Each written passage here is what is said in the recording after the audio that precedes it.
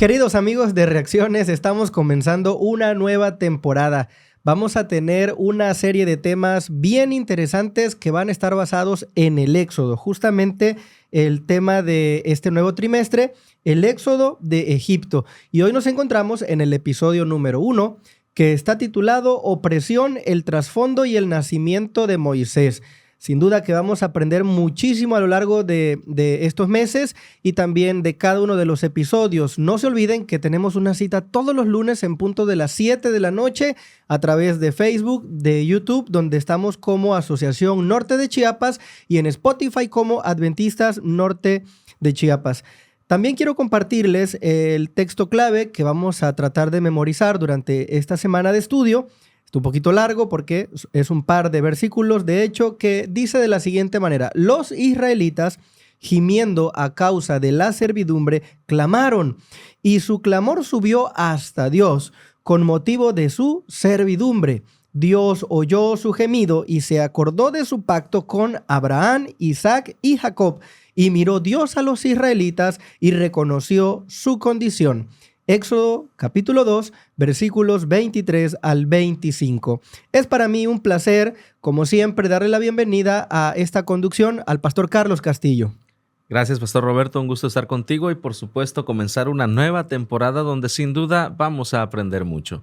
Y sin más preámbulos, también vamos a compartir la pregunta para este episodio, que es la siguiente: ¿dónde ves a Dios actuando en tu historia? Esa es la pregunta a la que te invitamos a que puedas reaccionar, a que puedas preparar tu emoji, así como nosotros, y en el momento indicado puedas compartirlo, Pastor Roberto. Así es, y también queremos compartirte nuestra propuesta de estructura, que está compuesta por 3 secciones. En la primera vamos a estar analizando la teología del Éxodo y la liberación. En la segunda hablaremos de la soberanía, resistencia y redención, para culminar entonces con el plan divino a prueba de errores. Queridos amigos, gracias por acompañarnos en este episodio. No se despeguen de su televisión, dispositivo, donde quiera que nos estén sintonizando, radio inclusive. Compartan con sus amigos y familiares, porque estamos a punto de comenzar con este episodio de Reacciones.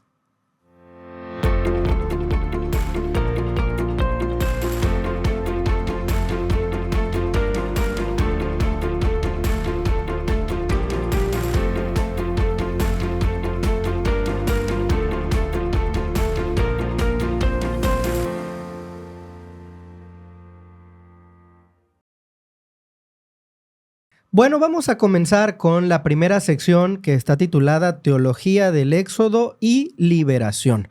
Y en el día sábado estamos viendo un pequeño resumen, una pequeña demostración de lo que a lo largo de la semana vamos a ver, y es cómo Dios irrumpe en la historia del oprimido. Dios siempre va a estar a favor del oprimido, Pastor Carlitos, y en contra de la opresión. No diríamos ni incluso que está en contra del opresor, porque Dios no está en contra del opresor, está en contra de la opresión. Recordando su pacto, revelando que la redención es un acto divino, esperanza en el presente y una promesa escatológica universal. Y aquí vemos, por ejemplo, que a lo largo del Éxodo vamos a ver temas de oprimidos, marginados, perseguidos, explotados, degradados. Y nosotros inevitablemente, Carlos, vemos que la realidad actual no es muy diferente de entonces, ¿no? Y el Señor siempre está escuchando el clamor, el sufrimiento de los oprimidos, ve con atención, nota nuestras lágrimas y agonía y acude en rescate. Así que vemos a un Dios que actúa y que finalmente la base de esta teología del Éxodo tiene mucho que ver con el Evangelio, con la salvación, con liberar. Exactamente. Vemos a un Dios que siempre está dispuesto a liberar a los que confían en Él. En esta segunda idea de esta primera sección, Pastor Roberto, hablamos acerca del pueblo de Dios en Egipto. La sección del día domingo nos habla de que el Éxodo revela a un Dios activo, que escucha, que recuerda, que libera y redime, ofreciendo esperanza escatológica a los que sufren hoy. Es muy interesante, Pastor Roberto, que en el día domingo hablamos, por ejemplo, de la experiencia del pueblo de Israel en Egipto. Hay que recordar que ellos llegaron a Egipto por José.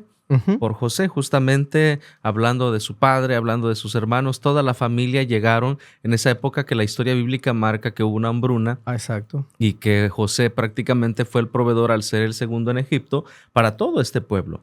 Y hay algo interesante porque cuando llegaron hay un número que se menciona en la Biblia, dice que se establecieron 70 personas, pero con el paso del tiempo ellos comenzaron a multiplicarse. Es decir, de aquí parte los orígenes del pueblo de Dios. Pero también hay algo que llama la atención, Pastor Roberto, en la historia del pueblo de Israel en Egipto.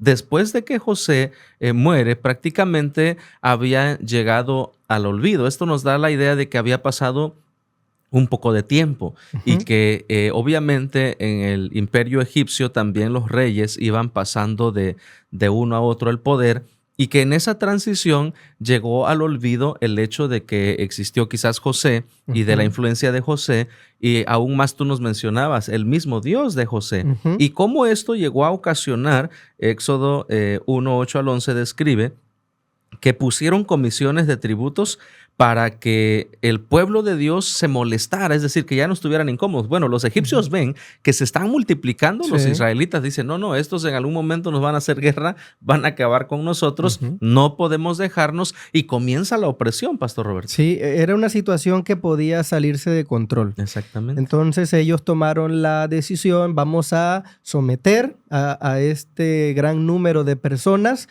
que ya para ese entonces eran, dice aquí Éxodo 12:37, como 600,000 hombres, ¿no? Sí. De 70. Solo los hombres. Imagínate, pasar de 70 ya con familias y todos los patriarcas, Jacob, en este caso Israel, ¿no? Con sus hijos.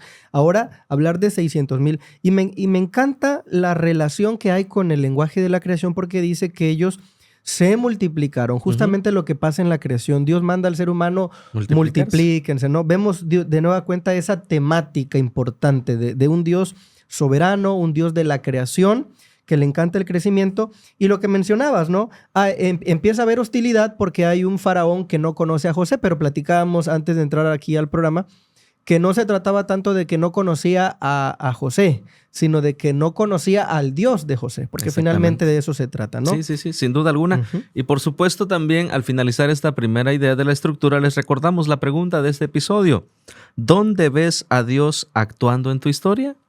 Interesante pregunta, yo creo que hay que ir reflexionando desde ahora para que cuando llegue el momento tengamos la oportunidad de reaccionar con nuestros emojis. Vamos entonces a la sección número 2, Pastor Carlos. Soberanía, resistencia y redención. Tenemos 3 aspectos allí. Empezando por el lunes, ¿no? José prospera por Dios. El Éxodo revela su soberanía en la historia humana. ¿Por qué? A reserva de que todo lo que va pasando allí en la vida de José, alguien pudiera decir, no, es que él era muy hábil, era muy, muy bueno para ciertas cosas, ¿no? Todo lo bueno que le fue pasando es porque Dios interviene en su historia, lo va acondicionando el contexto para que José se vaya convirtiendo en una figura relevante que posteriormente va a salvar. Fíjate, porque vamos a entrar a esta parte después de... la resistencia, ¿no? Que van a enfrentar en Egipto. Y vemos ahora que José es llevado a Egipto para librar que mueran de la hambruna los israelitas, porque de ahí va a surgir el Mesías. Entonces, primero Dios lo lleva para prosperarlo, para proteger de la hambruna a su pueblo y todavía proteger la llegada del Mesías. Y vamos a ver que en el curso histórico van a aparecer figuras, ¿no? Estamos hablando, por ejemplo, de la dinastía, habíamos dicho 18ª, ¿no? La dinastía 18 de los egipcios. Aparecen nombres como, por ejemplo, aquí solamente para recapitular, Amosis I, que fue muy posiblemente el faraón del Éxodo. El faraón que no conoció a José. Después vino Amenhotep I, que fue el gobernante que desarrolló el temor a los israelitas que los oprimía. Después viene Tutmosis I, que fue quien decretó la muerte a todos los varoncitos del pueblo de Israel. Y después de eso, entonces vamos a ver que su hija, la princesa Hatshepsut, es la que adopta a Moisés como hijo. Justamente en la historia universal vamos a ver un vacío, no había un heredero directo al trono, lo que ponía a Moisés en esa línea de ascendencia, pero las cosas tomaron un giro inesperado y va a ser el faraón Tutmosis III, el que va a ser entonces el faraón del Éxodo y que según los registros arqueológicos y algunas evidencias se presume que es el que murió allí ahogado en las aguas del Mar Rojo. Sí. Solamente para poner una datación, el año 1450 para el momento en que sucede el Éxodo, ¿no? Esto es como un poco de la historia, el trasfondo histórico, Pastor Carlos. Y es muy interesante, Pastor Roberto, porque nos traslada justamente a ver que son personajes reales, que la historia del pueblo de Israel es una historia verídica, que tiene un trasfondo histórico muy real, y que dentro de esto justamente vemos estos detalles, cómo Dios en el tiempo obra a nuestro favor y a favor de su pueblo. Ahora, llegamos al punto, a la siguiente idea, la idea número 2 de esta estructura, hablando de la resistencia. Y en esta parte hablamos de las parteras de las hebreas. La resistencia fiel de mujeres invisibilizadas frustró el genocidio y preservó la promesa divina. Se había dado ya la orden de que todos los varones debían de morir. Pero aquí hay algo determinante, Pastor Roberto, y es que estas parteras, y me llama la atención, una porque se mencionan sus nombres, y era porque eran personas de renombre, es decir, no eran cualquier partera, eran gente de respeto. Pero justamente esto nos lleva a entender que ese respeto se lo habían ganado por su fidelidad, su lealtad a Dios. Sí. El Éxodo registra justamente en Éxodo 1 del 9 al 21 la historia del edicto donde tenían ellas que recibir la indicación de que si nacía algún varón no podía vivir. Si nacía alguna niña tenía el derecho a vivir, pero si era varón no podían vivir. Entonces las parteras deciden ser fiel a Dios. Es decir, a pesar de esto, Faraón no las pudo obligar a ir en contra de sus convicciones. En consecuencia, nosotros vemos que Dios bendijo a estas parteras juntamente con sus familias. Aquí hay una lección muy importante, Pastor Roberto. A veces a nosotros se nos hace más fácil ir hacia donde todos van o seguir la corriente, pero estas parteras nos dejan una lección muy importante de resistencia, pese a que parecía difícil, porque probablemente también ellas pudieron haber morir, pero fueron leales y fieles a Dios. Sí, y vamos a ver que ellas desafían al faraón. El faraón se consideraba una figura divina, una divinidad, y ahora las parteras están desafiando abiertamente al faraón para ser fieles a Dios. Y lo que hablábamos, ¿no? Cuando José llega a Egipto y va ascendiendo desde ser un esclavo, un sirviente, estar en la cárcel, convertirse en el gobernante, estar al frente de la nación de Egipto, lo lleva para liberar a Israel del hambre. Y ahora vamos a ver nuevamente un entorno difícil. Ahora hay muerte. Sí. Quieren matar a todos los niños. Y allí vendría el Mesías, ¿no? Hablando en un sentido figurado, porque para la llegada de Cristo faltaba mucho. Pero en el contexto cultural, Israel seguía esperando el Mesías. Entonces imagínate la tragedia de que mueran todos los varones y después, ¿cuándo va a llegar el Mesías? ¿O de dónde podría llegar el Mesías? Te interrumpo, Pastor Roberto, y fíjate que aquí me permite recordar la muerte de José. Si tú recuerdas en las palabras finales de José, él les dice a quienes estaban presentes que Dios los visitará.